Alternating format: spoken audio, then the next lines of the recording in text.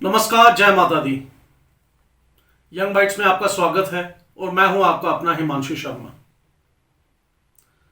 Online services जो government ने एक ब्रोशर निकाला है उसमें door to door online services का जिक्र था और उसमें पेंशन टू किल्ड मिलिटेंट्स और scholarship to orphans of killed militants का प्रावधान था। अब उसको ट्विटर हैंडल से निकाल दिया गया है उस ब्रोशर को, लेकिन जो खलबली मचनी थी वो पूरे जम्मू कश्मीर में मच चुकी है और ख़ासकर जम्मू की बात करें तो लोग, जो आम जनता है, बहुत नाराज़ है। आप उनके बच्चों को स्कॉलरशिप देने की बात करते हैं जिनके बच्चों ने हमारी सिक्योरिटी फोर्सेस को मारा, आम इंसान को मारा, हमारी ज़िंदगियों को नरक बनाया हुआ है। ख़ासकर मैं जम्मू कश्मीर की बात करूं, और फिर आप एक प्रावधान लाते हैं जो शायद सूत्रों से जो पता चला है कि 2004 से चल रहा था, लेकिन कल इसको पब्लिक डोमेन में लाने की कोशिश की गई और जिसका पब्लिक ने ज़ोरों शोरों से बहिष्कार किया और फिर उसको ट्विटर हैंडल से उठा लिया जाता है। दोस्तों, बात करता हूँ यहाँ पे डेली वेजर्स की। All department daily wagers of Jammu and Kashmir, वो 4 साल से चिल्ला रहे हैं लेकिन उनको रेगुलराइज नहीं किया जाता, ना ही उनके बच्चों के लिए कोई ऐसी स्कीम लाई जाती है कि उनके बच्चों को भी स्कॉलरशिप दी जाए। लेकिन अगर आप एक टेररिस्ट हैं तो आपको स्कॉलरशिप, आपके बच्चों को स्कॉलरशिप ज़रूर दी जाएगी। ये है हमारी जम्मू कश्मीर की सरकार। ये है एलजी मुर्मू जी का online door to door services का ऐलान, जो बहुत ही निंदनीय है और बहुत ही दुखद है। ये तो रही जम्मू कश्मीर की बात। अगर मैं रियासी की बात करूं तो काफ़ी चीज़ें पिछले 4-5 दिन से उथल पुथल रही हैं और उन चीज़ों के बारे में बात करने के लिए आज हमारे साथ सामाजिक कार्यकर्ता और सीनियर कांग्रेस लीडर सोनू ठाकुर जी जुड़ चुके हैं। सोनू ठाकुर जी, स्वागत है आपका। शुक्रिया। सोनू ठाकुर जी, या क्या समझते हैं इस चीज़ से कि मिलिटेंट्स अगर मरते हैं तो उनके बच्चों को स्कॉलरशिप दी जाएगी? जो हमारे आम नागरिक हैं, अगर मैं खासकर डेली वेजर्स की बात करूं, जो धूप में, बारिश में, सर्दी में पिछले 4 सालों से सड़कों पे बैठे हैं और डिमांड कर रहे हैं कि उनको रेगुलराइज किया जाए, 15-20 सालों से वो कार्यरत हैं अलग अलग डिपार्टमेंट्स में, क्या आपको नहीं लगता कि उनको पहले, उनके बच्चों को पहले स्कॉलरशिप देनी चाहिए, ना कि टेररिस्ट के बच्चों को? शुक्रिया हिमांशु जी, जो आपने मुझे यहाँ बुलाया और मुझे बात रखने का मुझे मौका दिया। ये बड़ी शर्म वाली बात है जी हमारे लिए और हमारे जो कुछ हिंदुओं के जो ठेकेदार बने हुए हैं। मैं उन लोगों से ये पूछना चाहता हूँ, जब यहाँ डेली वेजर की बात आती है तब लोग वो चुप रहते हैं। जब जो कितनी देर से ये पीएचई वाले हो गए, जितने भी डिपार्टमेंट से हैं, ये सारे लोग धरने पे, स्ट्राइकों में बैठे हों, ये भारत माता की जय करके ये अपना रोजी रोटी के लिए लोगों से नौकरियां मांग रहे हैं, एलजी साहब से बोल रहे हैं। लेकिन गवर्नमेंट, चाहे वो सेंटर की सरकार हो चाहे जिसकी भी सरकार हो, तो कोई भी उनकी साइड नहीं ध्यान दे रहा। रही बात, आपने कहा कि जो लोग मिलिटेंट हैं, उग्रवादी हैं, उनके बच्चों को नौकरियां दी जा रही हैं, ये बहुत ही निंदनीय बात है और मैं शर्म आती है ऐसे हमारे जो लीडर हैं उनके ऊपर। और मैं आपको बताऊं, अगर मैं अपनी बात करूं, मैं खुद बारीदार हूं। जब हमारा यहाँ बारीदारों का बिल पास होने लगा तो यही हिंदू संगठन, हम भी हिंदू थे और हम लोग इनके आगे नारे लगाते थे, भाई हिंदुओं के ठेकेदारों होश में आओ, हम भी हिंदू हैं, हमें कोई किसी से बैर नहीं। तो इसलिए मैं आपको बताना चाहता हूं, अगर ये उनके लोगों को नौकरियां दे रहे हैं जो मिलिटेंट हैं, उनके बच्चों को, इससे अच्छा तो हम भी 86 में मिलिटेंट ही बनते तो आज हमें भी नौकरियां मिलती। तो मसला यह है कि इसमें बड़ी बेइज्जती वाली बात है। मैं पीएमओ में बैठे हमारे जितेंद्र सिंह जी, मैं उनको भी इस चैनल के माध्यम से ये बताना चाहता हूं कि अगर आप कुछ करना चाहते हैं, उन लोगों को लिए करो जो लोग सड़कों पे उतरे हैं, जहां लोग धरने दे रहे हैं, पीएचई वाले हैं, डेली वेजर हैं, किसी भी डिपार्टमेंट से हैं। पहले कम से कम उन लोगों को आप नौकरियां दो जो लोग देशभक्त हैं, ना कि जो पत्थरबाज हैं और जो पाकिस्तान के झंडे लेके आगे निकलते हैं। सोनू जी, क्या मतलब आपने जैसे कहा कि इसका मतलब तो यही होता कि हम भी मिलिटेंट्स बनते तो हमारे बच्चों का भी भविष्य सुनहरा बिल्कुल होता। बिल्कुल। आप ये वाकई में समझते हैं कि सरकार जो है ऐसा करके मिलिटेंसी को कश्मीर में बढ़ावा दे रही है? क्योंकि बिल्कुल। अगर एक मिलिटेंट को पता है कि वो मर जाएगा और उसके बच्चों को स्कॉलरशिप मिलेगी जो पहले से अनएम्प्लॉयड है, तो इससे तो बुढ़ावा ही मिल रहा है। आप क्या सोचते हैं इस बारे में? बिल्कुल, इससे ज्यादा मिलिटेंट लोग बनेंगे, क्योंकि जब पता है कि मेरे मरने के बाद मेरे बच्चों को नौकरी मिलेगी, मेरे मरने के बाद मेरी बीवी को नौकरी मिलेगी, मेरे मरने के बाद एक मकान मिलेगा उसको श्रीनगर में रहने के लिए, तो फिर तो सारे लोग मिलिटेंट बनेंगे। फिर अपने बच्चों के लिए लोग अपने बच्चों के लिए फ्यूचर ढूंढते हैं, हम भी अपने बच्चों के लिए फ्यूचर ढूंढ रहेंगे। तो इसलिए कि इन गवर्नमेंट को ये शर्म आनी चाहिए, जब कोई अच्छी बात होती है ना तो वो बोलते हैं जी हमने लाया, फलानी चीज हमने की। जब ये वाला मुद्दा आया इन्होंने कह दिया जी 2004 में हुआ था। अगर 2004 में हुआ तो आप इसको ठीक करो। बिल्कुल बिल्कुल। अगर उन्होंने गलती किया तो तभी तो गवर्नमेंट लोगों ने उनको नकारा है हम लोगों को। तो अगर आपको आगे लाया है तो इसलिए आप आगे आओ। अगर आपको लाया है लोगों ने वोट दिए हैं आपको, आप लोग उस चीज को दुरुस्त करें और उन लोगों को पहले प्रायोरिटी दें जो यहाँ डेली वेजर हैं या जो भी इस तरीके के हैं, उन लोगों को आपने पहले मौका देना चाहिए। क्या आपको नहीं लगता कि ये सिक्योरिटी फोर्सेस के साथ भी धोखा है? क्योंकि वो सिक्योरिटी फोर्सेस जो अपनी जान गंवाते हैं इन मिलिटेंट से लड़ने के लिए, सरकार एक तरफ तो सिक्योरिटी फोर्सेस की पीठ थपथपाती है और दूसरी तरफ मिलिटेंट्स के बच्चों को ऐसी स्कॉलरशिप देने का ऐलान करती है। तो ये मिलिटेंट्स के साथ आप धोखा समझते हैं? बिल्कुल, मैं आपको बताऊं, ये तो देखो, अगर आज के दिन में अगर कोई हमारा फौजी भाई श्रीनगर में कहीं शहीद हो जाता है, उसके बच्चे को नौकरी मिलने में काफी टाइम लगता है। तो ये तो इन्होंने बहुत अच्छा सिस्टम निकाल दिया कि जो मिलिटेंट मरेगा उसको भी नौकरी मिलेगी, जो आर्मी का हमारा भाई शहीद होगा उसको भी। और उन दोनों में क्या फर्क रह गया? ये तो गवर्नमेंट लोगों को बेवकूफ बना रही है, सिर्फ अपनी राजनीति वोटों के चक्कर में लोगों को ऐसे उल्टे सीधे फैसले करवा के लोगों को आपस में लड़ाने के लिए वो कर रहे हैं। अगर इन्होंने नौकरी देनी है, अगर आज इनके इन्होंने बोला था 50,000 नौकरी देनी है, अगर इन्होंने आज 10,000 नौकरी ये कहते हैं हमने लाई, तो पहले उन लोगों को दो जो लोग सड़कों पे उतरे हैं अपने बच्चों को लेके, जिन लोग रोज चला रहे हैं, उनके पास फीस नहीं है देने के लिए, बच्चों को अपनी फैमिलियों को लेके बाहर निकले हैं, अगर आपने देनी है उन लोगों को दो। दोस्तों, ये बिल्कुल सही बात है। ये धोखा है अजय पंडिता जैसे सरपंचों के साथ जिन्होंने अपनी जान गंवा दी, मिलिटेंट्स ने उनको मार दिया। ये धोखा है उनकी बेटी के साथ जो खून के आंसू रोई अपने पिता की मौत के उपरांत।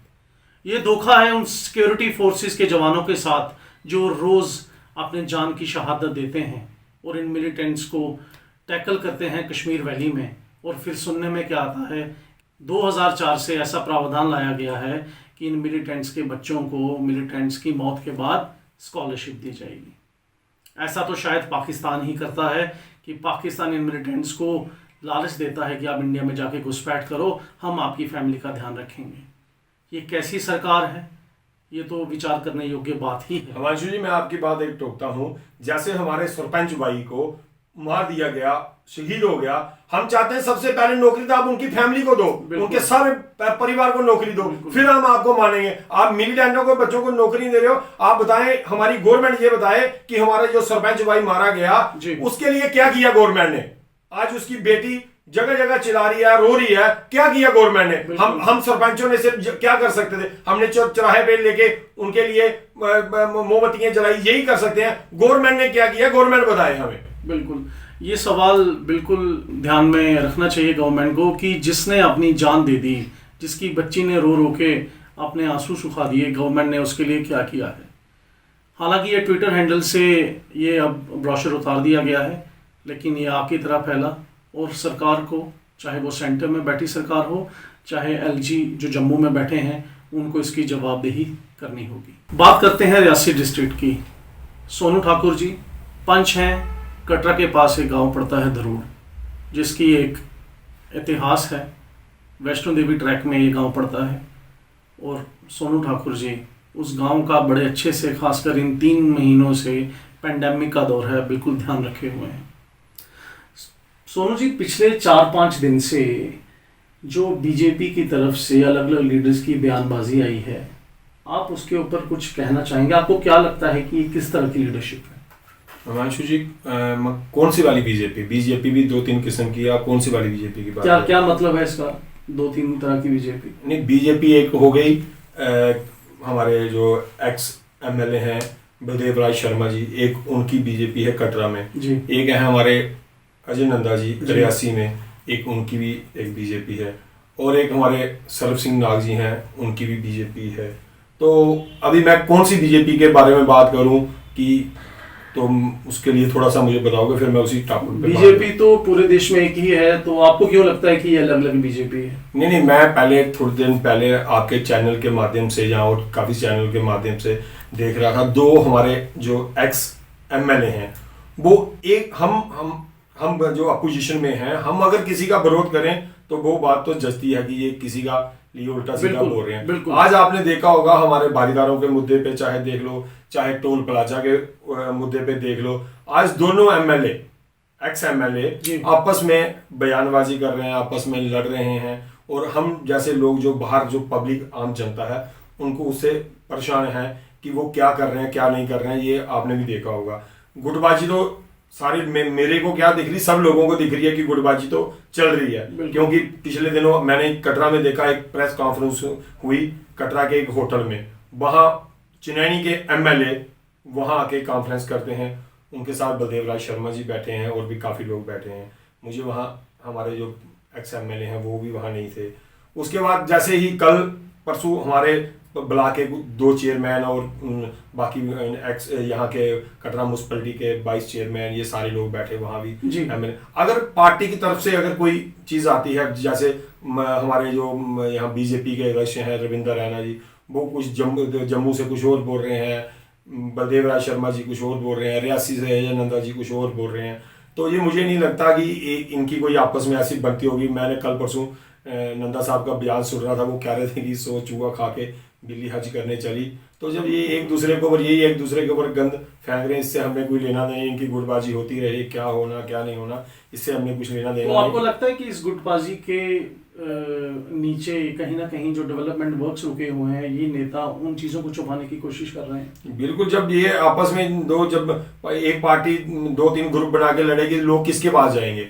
वो उसके पास भेजेंगे, वो उसके पास भेजेंगे, उससे लोगों को ही परेशानी है, इनको तो कुछ परेशानी नहीं है। आपको पता, अगर आने वाले टाइम में टिकट ही किसी को मिलती है तो आजकल 5-6 तो इनके दावेदार हैं। तो अच्छा, एक एक्सएमएलए ने अभी बयान दिया था कि रियासी से एक रिजर्व्ड कोटे से एमएलए आएंगे, जबकि अभी तक इसकी कोई ऑफिशियल अनाउंसमेंट नहीं हुई है। इस बयान पे आप क्या कहना चाहेंगे? ये तो मैंने जहाँ जो हमारे एक्स एमएलए हैं नंदा साहब, उन्होंने एक बयान दिया था। उन्होंने बोला कि ये कोई बलदेव राज शर्मा जी कोई इलेक्शन कमीशन में तो लगे नहीं है, या इनको कैसे इस चीज से पता चल गया कि ये सीट जो रिजर्व हो गई है। ये तो इनका, ये एक दूसरे को पूछ रहे हैं, हम तो नहीं ना कह रहे हैं कि रिजर्व होनी है। इनको पता होगा, ये करवा रहे होंगे साथ में मिलके कि इसको रिजर्व कराना है, ओपन कराना है। इसका मतलब है कि ये लोगों को बिल्कुल क्लियर हो गया कि आज जो सीटें रिजर्व होती हैं ये पार्टी करवाती है। और जब मान के चलो, जैसे मैं आपको बताऊं, मैं यहाँ से सरपंच, मेरी भाभी सरपंच है, मैं पंच हूँ, तो मुझे लगता है कि इन लोगों ने हमारी सीट भी रिजर्व करवाई होगी कि लेडीज लड़े, सोनू ना लड़े इलेक्शन, लेकिन फिर भी मैं लड़ा, मैं पंच बन गया। हो सकता है फिर इनकी ऐसी चालें हो तो तभी लोगों को ये बेवकूफ बनाते हो। लेकिन आज ये सीट कहीं ना कहीं आपको नहीं लगता कि ये बड़ा अनएथिकल है, बड़ी गलत है कि आप लोगों को बाद में पता चलेगा कि सीट रिजर्व है और इन लोगों को पहले पता चल जाता है और ये अपनी तैयारी पहले शुरू कर देते हैं? ये तैयारी क्या करेंगे, अपने को सर्टिफिकेट तो दूसरे तो बना नहीं सकते। लेकिन ये है कि इलेक्शन जब रिजर्व होगी तो जो भी जिस पार्टी से जिसको टिकट मिलेगी वो ही आएगा, आगे आएगा, ठीक है ना। अगर ये रिजर्व कराना चाहते हैं, कोई दूसरी ये लोगों को आगे लाना चाहता है, वो इनकी सोच है, इनके यही एक दूसरे का बयान। हमारी पार्टी ने या और किसी पार्टी ने, मैंने तो सुना नहीं कि बयान दिया है कि भाई सीट रिजर्व होने वाली है। यही कह रहे हैं, हमने इनके मुंह से ही सुना है। बलदेव राज शर्मा जी कह रहे हैं कि ये सीट रिजर्व होने वाली है, उधमपुर वाली और रामबन वाली ओपन होने, क्या नाम, रामनगर वाली जो चिनैनी वाली ओपन हो रही है। ये इनको ही पता होगा इसके बारे में, हम तो इतने लीडर तो है नहीं कि। 6 साल पहले माननीय प्रधानमंत्री श्री नरेंद्र मोदी जी ने उधमपुर से गुहार लगाई थी कि बारीदारों का जो मसला है हल होना चाहिए और हम हल करेंगे। पिछले 8-10 दिन से ये मुद्दा फिर गरमाया हुआ है। मैं रियासी डिस्ट्रिक्ट की बात करूं और सोनू ठाकुर जी एक बारीदार भी हैं।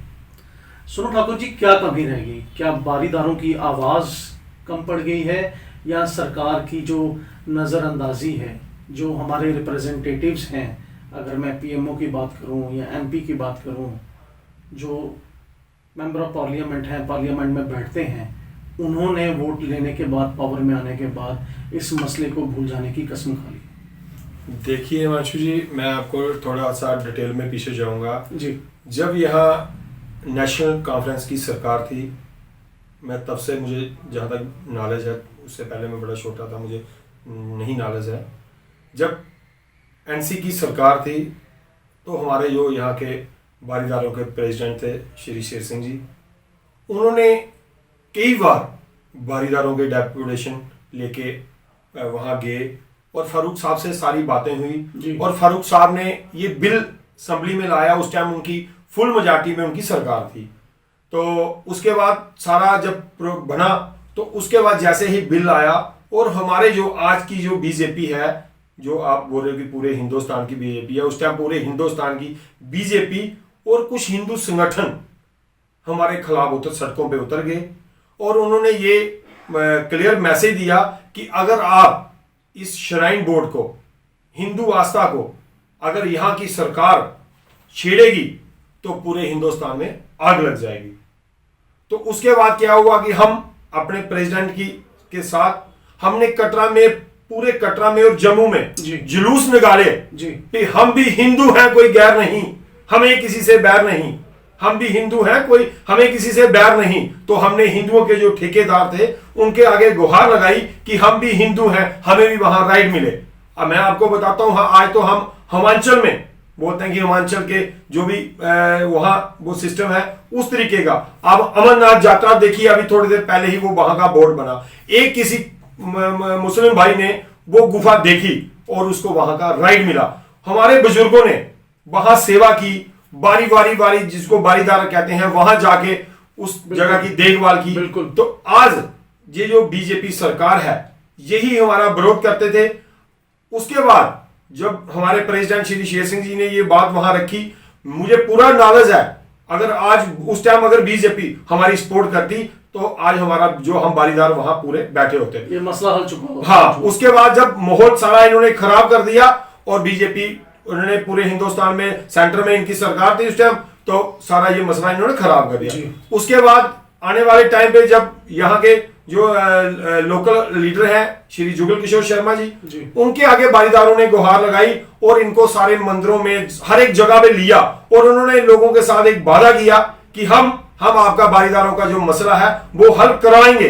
और हमारे बारीदारों के कुछ डेपुटेशन वहां गुलाम नबी आजाद के पास गए तो उन्होंने एक कमेटी बनी जिसमें हमारे स्वर्गीय श्री बलवान सिंह जी और काफी सारे जो हमारे बारीदार जो बुजुर्ग थे, ये सारे मंदिरों का इन्होंने दौरा किया।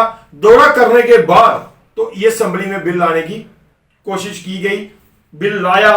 उसके बाद जो पीडीपी की और कांग्रेस की सरकार थी, उस टाइम गुलाम नबी आजाद साहब चीफ मिनिस्टर थे, सरकार टूट गई, सरकार गिर गई। उसके बाद क्या हुआ कि हमारा मसला जो भी फिर भी लड़ गया। लोगों को बहुत ज्यादा क्रोध था कि महाराज जुगल किशोर शर्मा ने हमारा कुछ नहीं किया, चाहे इन्होंने जितना भी वहां किया होगा, किया है वो हमें भी पता है, हमारे लीडरों को भी पता है, जो भी इन्होंने किया था वो किया। लेकिन लोगों को काम चाहिए, बातों से कोई नहीं मानता। जब लोगों को काम नहीं मिला, लोगों को बारियां वापस नहीं मिली, उनका राइट नहीं मिला, तो लोगों ने जुगल किशोर शर्मा को भी वोट नहीं दिए, जुगल किशोर शर्मा भी हार गए। उसके बाद बलदेव राज शर्मा जी आए, इन्होंने कहा कि बारीदारों का मसला हम करेंगे, हम करेंगे, हम करेंगे। तो लोगों ने इनके ऊपर भी यकीन किया, तो लोगों ने इनको भी वोट दिए। इन्होंने भी कुछ नहीं किया, इन्होंने भी सिर्फ लाली पापी दिए, सब लोगों ने बेवकूफ बनाया, इधर उधर करके इसको ठंडे बस्ते में डाल दिया। उसके बाद हमारे जो प्रधानमंत्री हैं, प्रधानमंत्री को हम बड़ी इज्जत करते हैं, वो हमारे भी प्रधानमंत्री हैं। जब प्रधानमंत्री जी उधमपुर की रैली में आए, आज भी वो मेरे पास वीडियो है जिसमें प्रधानमंत्री जी ने कहा कि बारीदारों का मसला हल होना चाहिए। तो वहां कम से कम 1-1.5 करोड़ आदमी उस रैली में बैठा हुआ था। सारे लोगों ने उधमपुर में ये कहा कि बारीदार भाइयों का होना चाहिए। तो प्रधानमंत्री जी बोल के चले गए और हमारे प्रेसिडेंट साहब और उन्होंने सब लोगों ने सारे गांव में सारी जगह एक मैसेज दे दिया कि हम बारीदार इस बार प्रधानमंत्री जी के कहने से वोट देंगे और अजय नंदा जी जीत गए। उसके बाद अजय नंदा जी भी जीते, 2 बार मेंबर पार्लियामेंट भी जीता। आज मैं आपको बताऊं, हमारी कॉन्स्टिट्यूंसी से 40-50 हजार की लीड लेके पीएमओ में बैठे जितेंद्र सिंह जी यहां से वोट लेके गए हुए हैं। यहां के जो एमएलए हैं उन्होंने यहां से वोट लिए। तो जब हमारी बारी आई तो आज हम प्रधानमंत्री जी की बड़ी इज्जत करते हैं और वो हमारे प्रधानमंत्री हैं।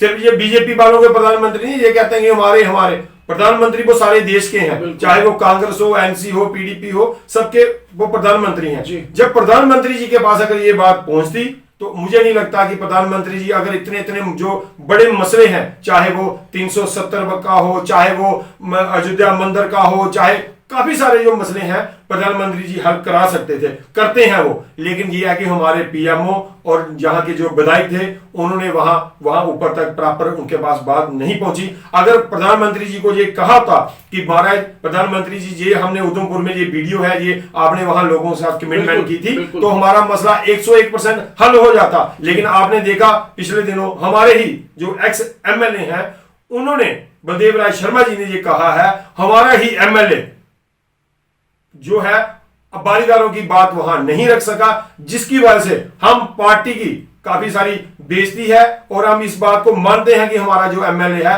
वहां बात नहीं रख पाया। तो इससे बड़ा क्या प्रूफ है जब बीजेपी के सीनियर लीडर विधायक वो कह रहे हैं कि हमारे एमएलए ने वहां बात नहीं रखी, तो इससे ज्यादा अपोजिशन वाले तो हम क्या कह सकते हैं कि उन्होंने क्यों नहीं रखी, क्या उनका किस तरीके का वो था। इसके बारे में तो मैं कुछ नहीं कहता। जो लोग हमारी बारीदार बरादरी है उन्होंने पूरा हर आदमी पर विश्वास किया है, और अगर ऐसा रहा तो आने वाले दिनों में विश्वास करना क्या, मुझे नहीं लगता है कि ये लोग जो एमएलए खड़े होते हैं आने वाले टाइम में बारीदारों के गाँव में ये वोट मांगने में नहीं जा पाएंगे। बिल्कुल दोस्तों, एक बात यहाँ पे गौर करने वाली ये है कि बिल्स तो आए, लेकिन प्रॉब्लम ये रहती थी पॉलिटिकल लेवल पे कि कोलिशन गवर्नमेंट्स थी।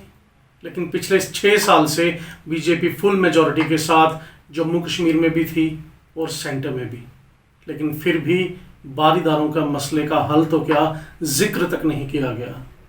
ऐसा लगता है कि माननीय प्रधानमंत्री और कार्यों के चक्कर में एक महत्वपूर्ण कार्य जो बेस कैंप कटरा और उसके आसपास के लोगों से जुड़ा है उसको भूल गए हैं। उनको याद दिलाने की ज़रूरत है।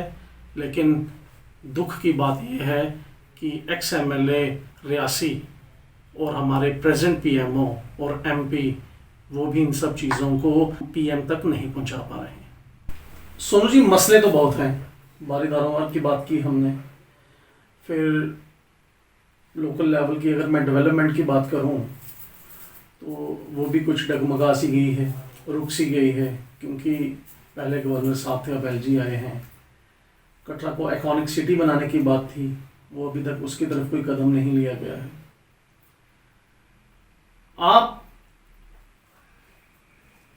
कांग्रेस पार्टी से ताल्लुक़ रखते हैं, बड़े सालों से कांग्रेस के साथ जुड़े हुए हैं, पंच भी हैं, सोशल वर्कर भी हैं, और एक आपकी छवि है कटरा में।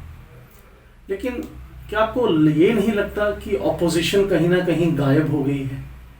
क्योंकि अगर सरकार अच्छा परफॉर्म नहीं कर पाती तो वो ऑपोजिशन है जो उनको सिखाती है कि ये करना है, आपने ये गलत किया है, आप इसको सही कर सकते थे। लेकिन खासकर गुलाम नबी आज़ाद साहब की बात करूं तो बड़े दिनों से उनका कोई बयान तक नहीं आया इन चीज़ों को लेके। और जो कल की बात रही है कि जब पब्लिक डोमेन में टेररिस्ट के बच्चों को स्कॉलरशिप की बात रही, उसको लेके भी अभी तक किसी का बयान नहीं आया सीनियर लीडर का। ऑपोजिशन है कहाँ पे? हिमांशु जी, पहले नंबर तो मैं आपसे ही पूछ नहीं सकता क्योंकि आप मुझे बुलाया है। आप मुझे बताओ कि आप अपोजिशन किसको बोलते हो, अपोजिशन क्या है, पहले तो मुझे ये बताओ। आप अगर अपोजिशन एक तो हो गई यहाँ बीजेपी, अगर आप कांग्रेस को अपोजिशन मानते हैं, ऊपर से आप मुझे बोल रहे हैं कि आप कांग्रेस पार्टी से हो।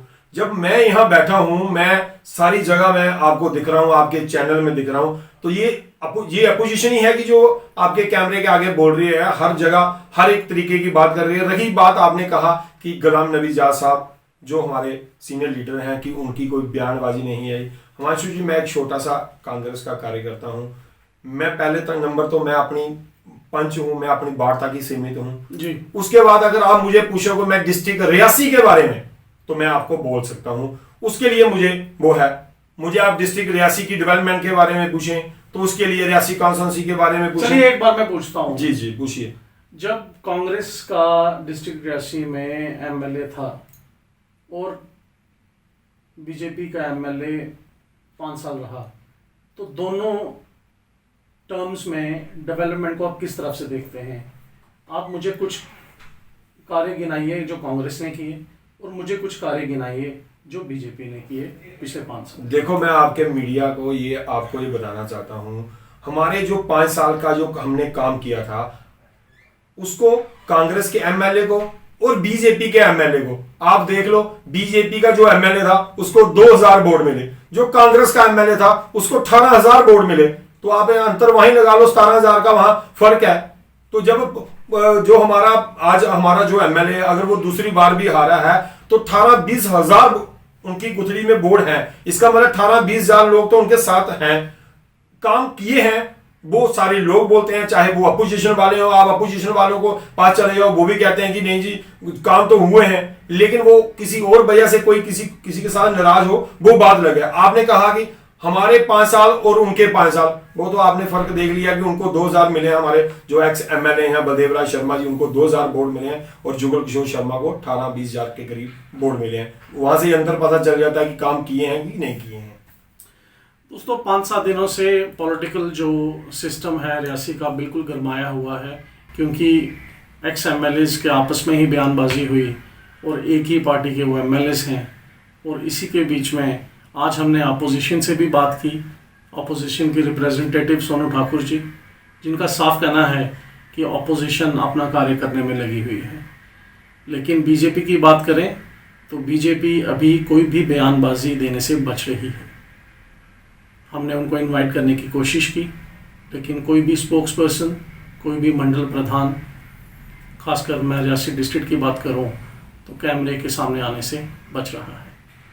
डिबेट होती तो पता चलता कि कांग्रेस ने क्या किया था और बीजेपी ने क्या किया, लेकिन ऐसा कुछ हुआ नहीं, क्योंकि बीजेपी पिछले 5-6 दिनों से जो उन्होंने बयानबाजी की है, अब आगे कोई तरह का प्रॉब्लम ना हो इससे वो बच रहे हैं और अपनी कार्यशैली को सुधारने में लगे हुए हैं।